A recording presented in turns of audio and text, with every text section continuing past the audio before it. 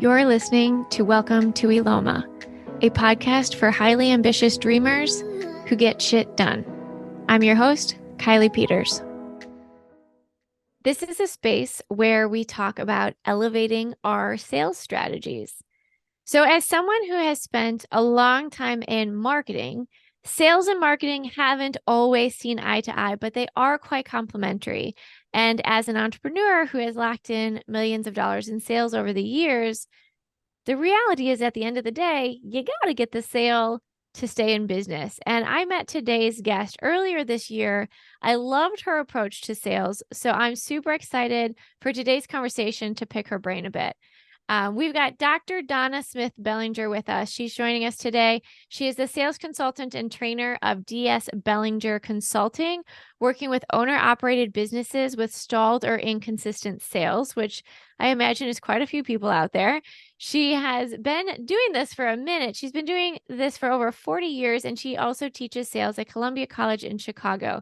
So let's dive in. Welcome to Eloma, Dr. Donna. Thank you so much, Kylie. I appreciate you sharing your platform with me. Well, I'm excited to have this conversation with you. We had the pleasure of speaking briefly a couple months ago, and I was just taking down notes. I'm like, I love the way she thinks. So let's dive in and share some of this knowledge with everybody else.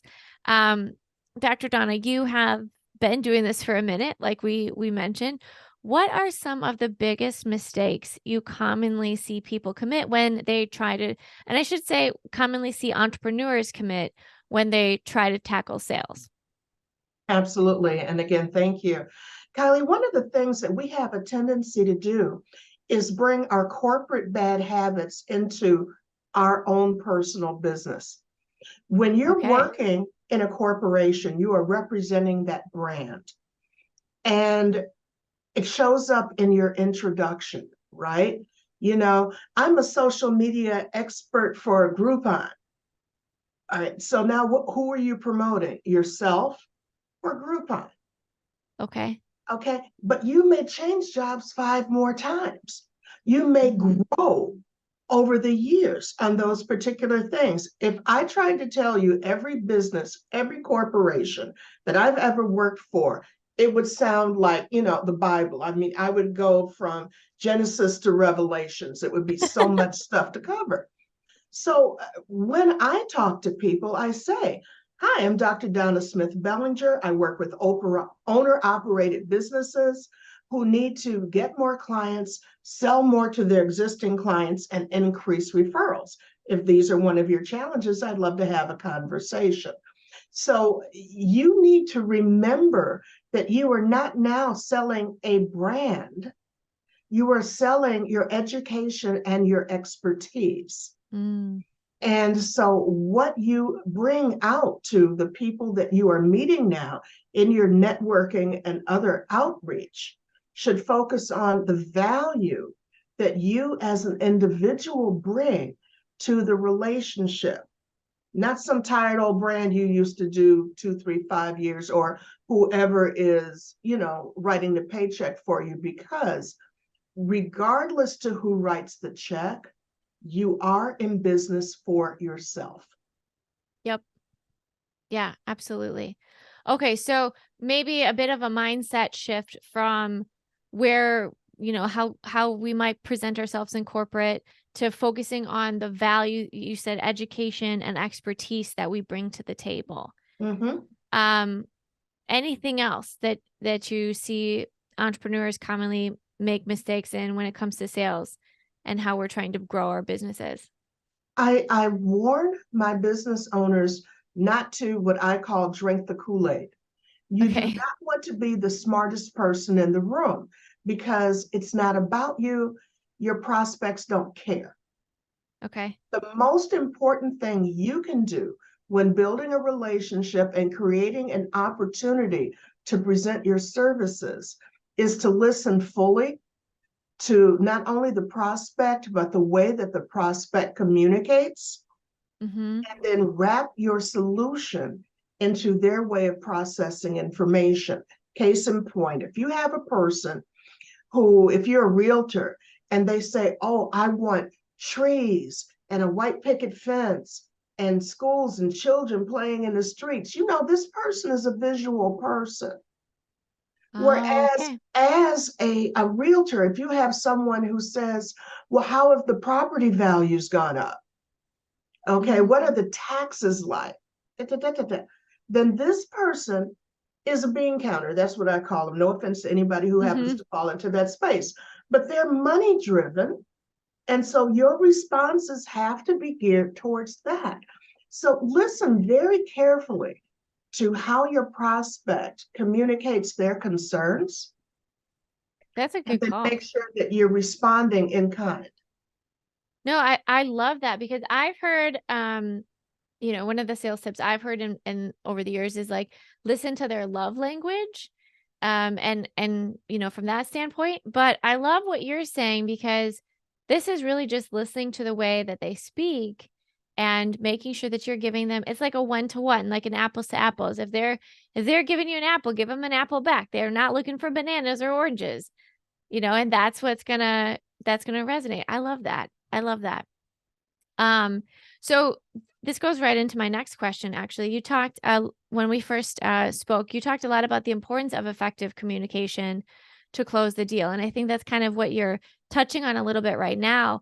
But what are some other ways that we can be more effective in communicating when it comes to navigating sales? One of the most important things is what I call pre-qualification.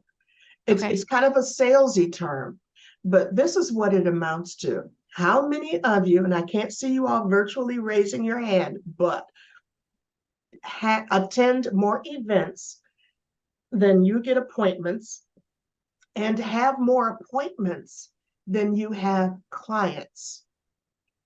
It probably means that you are speaking to the wrong people. Mm-hmm. Okay.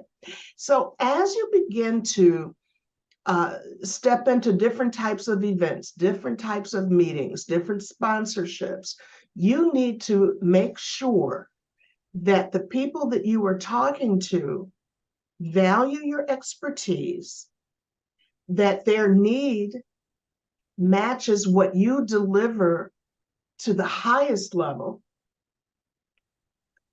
and also that these are individuals who can afford you at your level. Mm-hmm. One of the things that I say, and this is no offense to anybody, because believe me, I started out as a homeless teenage mom, but the only thing that broke people can bring you is more broke people. So if you know what the level is of investment to work with you, those are the rooms you need to be in. Mm-hmm. Other people that you may choose to serve, that's what I call a passion project. All Mm-hmm. right. And work is what you do to finance who you want to become and who you choose to serve. But Mm. job one is to keep your lights on. If you can't keep your lights on, you can't help anybody, including yourself and the people who depend on you. Yep. So, job one is to keep the lights on and to grow. Number two, remember, especially in the US, we're a bunch of followers. We Mm. follow successful people. So if you want to attract a certain level, you have to demonstrate that you are that person that they like to follow. Mm-hmm. We don't follow broke people. I'm just saying, okay? Yeah. We just don't do that.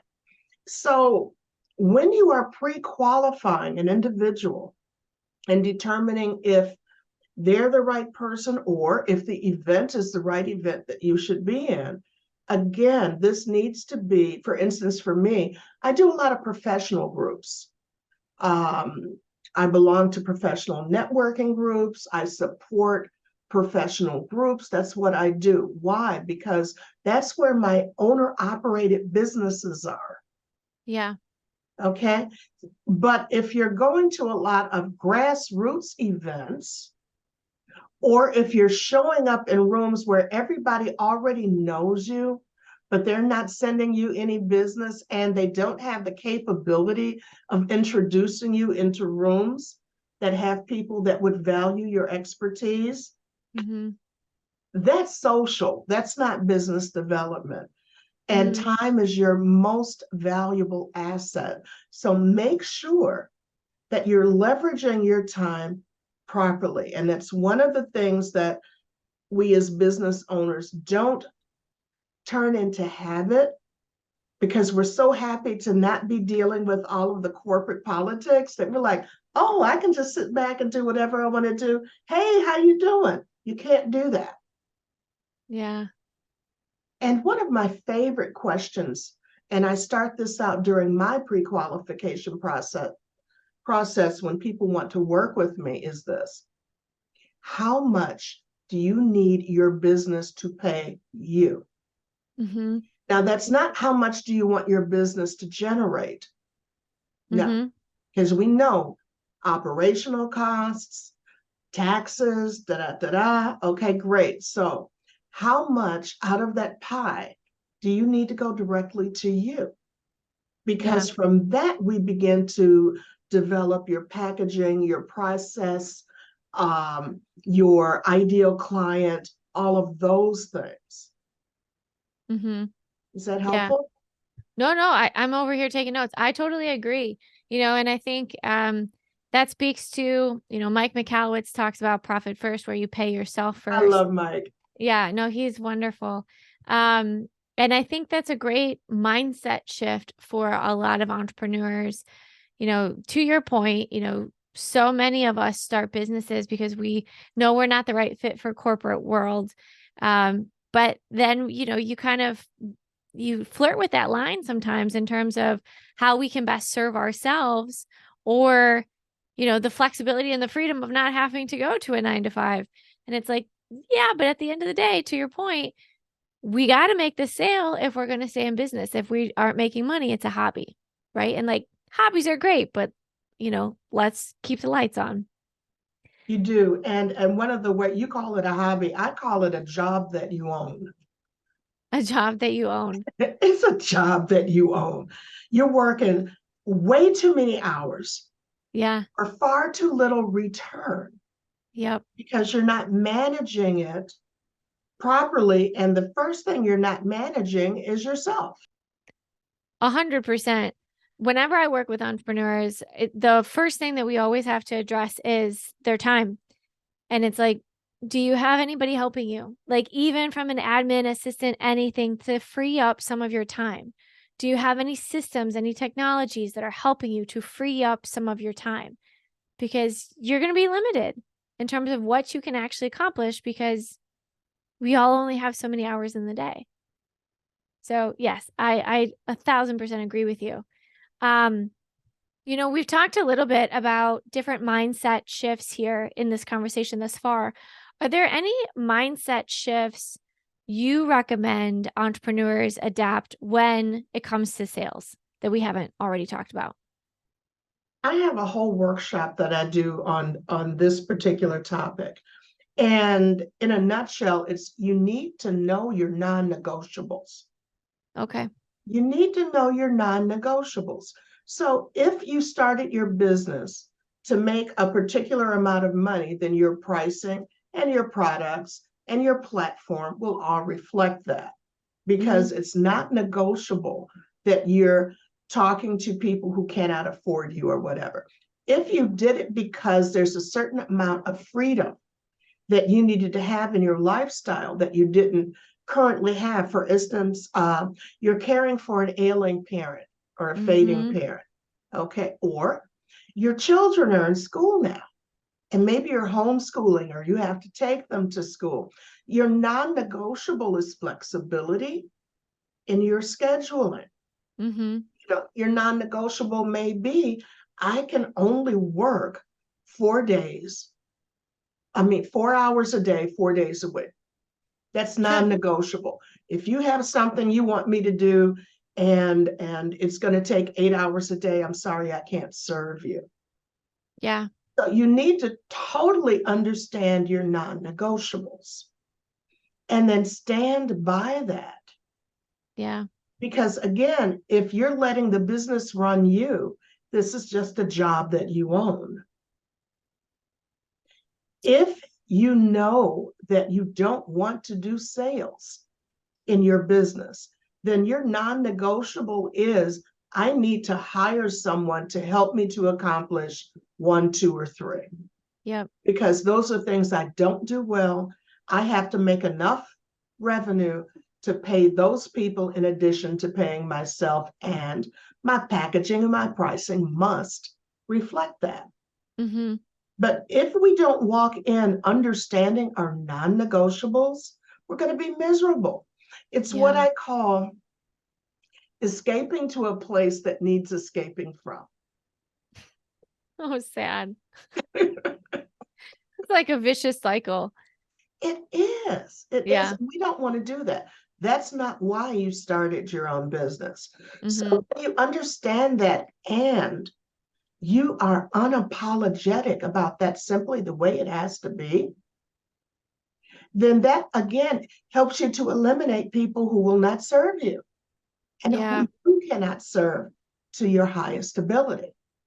No, I agree with that as well. You know, we in the work we do at Rain 9, we call that defining success for yourself and getting really clear on who you are and what you want, and then leveraging your business to make that happen. But to your point, we have to be strong in our conviction as to why we started our business, and then we have to be willing to stand by it. And that means that we have to say no a lot sometimes. But that's a beautiful thing. Yeah, and no is a complete sentence. And I have a lot of different ways that I will tell people no. For instance, if someone comes to me and says, oh, I would really love for you to come and speak at our group. Really? Okay, so who's going to be in the room? And da da da da da. And then the last thing I'll typically ask is, what is the date? Because that's my get out of jail free card. If everything else did not fit, then when they give me the date, I can say, you know, I would love to support you in this, but I'm not available at that time. But I will help you to find someone. Oh, that's a good one. I like that. Okay. So that way you leave the doors open, and you were still serving that person, but you know that that's not going to serve you. Another one that you can use is, especially if it's a pro bono event, simply saying that, you know, I only do 4 free events a year, and those 4 events are already scheduled. Got it. You can check with me next year. Love that. Time I have a couple of other people you can reach out to. Yep. But that's great. You need to, again, stand in your non-negotiables.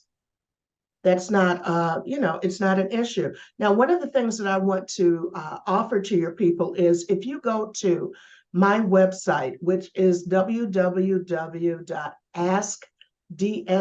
like Donna Smith Bellinger, askdsb.com, under free resources, there is a little widget you can play with to help to determine the value of your time. Ooh, that's great. And it asks you things like, how much money do you need to make? How many weeks a year do you want to work? How many hours a day do you want to work? How productive are you? And it will give you that magic number. Nice. And don't count your clients' money for them. Don't present your value as a question. All right? You know, like $2,000? No, that's not that. No, you know, well, I could probably do it for. No, No, you need to really be solid in what you do, and also know the value. So that's one other thing I want to hit on real quick before we run out of time. One of the things that I say to my people is, you must be able to consistently communicate your competence, which is your value. When you have a conversation with an individual, it should flow like this. Well, what is the challenge? Great. What have you already tried? Well, I tried this, I tried that. Now you find out if they invested or if they were looking for free. Mm. Next, you want to find out what is it costing them not to have this problem solved? Relationships, financially, uh, raises, awards, where is it? Mm-hmm. Okay. And then you want to give them a bedtime story. That's what I always call it. You want to tell them a bedtime story. So, John, if I understand you correctly, you're looking to up level your visibility with the corporation that you're working with. Yeah, great. Okay. Well, you know what? I worked with a woman in STEM who felt that she was getting passed over. And during the time that she and I worked together, we were able to determine the communication style of her team members and also her up level. And through that, we were able to elevate her visibility by communicating on a better level with those individuals. And over the course of 18 months, and this is a true story, we were able to raise her compensation by 30%. Wow. Is this the type of result you're looking for? John, yeah, that's exactly what I'm looking for. How did you do that? Go back to yourself. Well, see, that's what I do for my clients, which is a nice way of saying I get paid for that. Mm-hmm. And then the following thing should be, if you communicated your value strong enough, either how can we work together? Or I have someone that I want you to meet. If you're not getting one of these responses in a value conversation, don't present the offer because they haven't bought into what you're able to do for them. The value that you provide should far outweigh any investment they need to make. And if you haven't sold that, don't even make the offer because you're going to start to get objections. And that is something that I call objection aversion. You're avoiding the objections. Is that helpful? Yeah, no, this is great. I'm taking notes over here. No, this is awesome, Dr. Donna. I know that there's so much more that we could talk about, but your time is valuable. If there's one thing that you wanted listeners to take away and implement in their businesses right now, what would that be? I think that the most important thing is to remember that the first person you have to sell on the value of your business is yourself. Mm.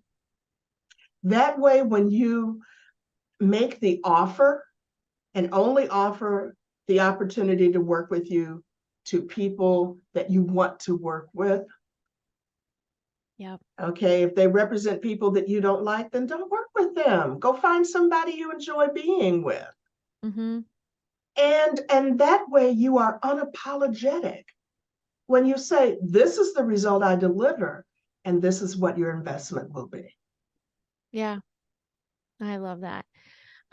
Dr. Donna, one of the questions I ask everybody who comes on the show, and I'm excited to hear your response here, is what is your greatest insight or discovery about life and entrepreneurship?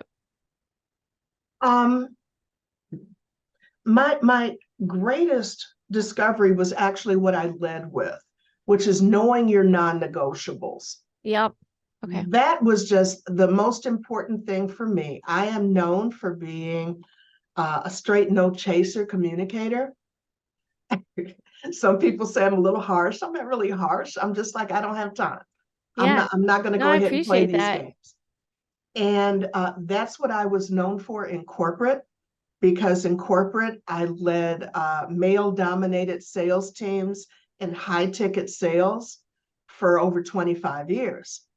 Mm-hmm. And so if I'm dealing with men, I had to be a certain kind of personality. Yeah. Sometimes women go, oh, but you're kind of harsh. And I'm like, if I was a man, you wouldn't say that to me. Mm, Which means you're not my people, and I'm okay with that. yeah. You know, I'm perfectly fine with that. So just know your value, know your non-negotiables, and be pretty not arrogant, but you know, you just that's just the way it is. Yeah. Confident in that. Consistently communicating your competence. Yes. I love that. I love that. Dr. Donna, thank you so much for sharing your wisdom. You've already shared your website. Is there any other way you'd like people to connect with you? Well, if they go to the website, they'll be able to find the upcoming schedule of my free webinars and also my masterclass, as well Perfect. as my group coaching program. Now, I'll say this. There are some people who like to work in groups, and that's wonderful. There are other people who like to have me all to themselves, and that's okay too. So let's have a conversation. And to all of your people, I am willing to give you a review of your current sales process at no That's so cost. And generous. this is a conversation. I'm not going to hand you some form and say, fill this out. It's going to be just like you and I did. That's so generous. Thank you so much, Dr. Donna. Absolutely. And that's Thank all you. on the website. Awesome. And we'll make sure that that's in the show notes as well. For anybody listening, if you've enjoyed today's conversation as much as I have, please go ahead and leave us a review wherever you are listening. And Dr. Donna, thank you again so much for all of your words of wisdom. Thank you so much. I appreciate being on your platform, Kylie. Thank you. To continue learning how to better build your business and make your vision a reality, subscribe to the Welcome to Eloma email list at welcometoeloma.com.